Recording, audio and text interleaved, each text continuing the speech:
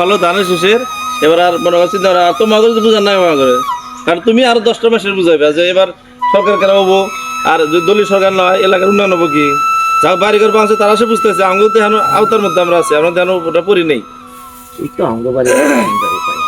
না যাবো না, খালি সরকার গঠন করলেই তো 2-1 মাসের মধ্যে কাজ করবো। 900 কোটি টাকা বাজেট হয়েছে, খালি লোক নাই দিয়ে কার মাধ্যমে কাজ করবো?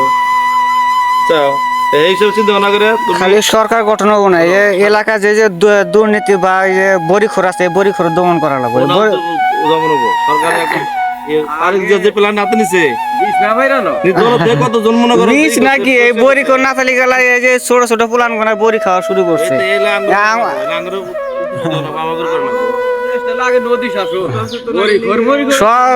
নদী তো শাসন করা লাগবে, কিন্তু এই এলাকা যে নষ্ট হয়ে গেছে সবকিছু ওরা হলো তোমাদের মতো আমার যুবক ছেলেরা তখন তথ্য দিব, তখন সে সবাই সচেতন হতে হবে। ওরা 10 জন মানুষ যদি একজন ধরি, ও একজনকে পারবো? আর মাদক দ্রব্য কয়টা মানুষ সারা লাগে হয়তো 2-4 জন মানুষ না, ওরা ওরা শাসন করার ব্যাপার হইলো, কিন্তু আইন তো যাদের হাতে নেওয়া যায় না, সবাই মিলে যদি এটা করা যায় তখন করা যাবে।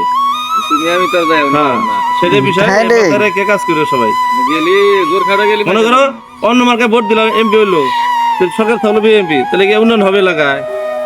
কত ভালোবাসে আমরা মেলা জানি, ওটা তো আছে, ওটা যার যার টান তো আছে। 17 মাত্র যা পাইবে দিলে দিল, না দিলে নাই।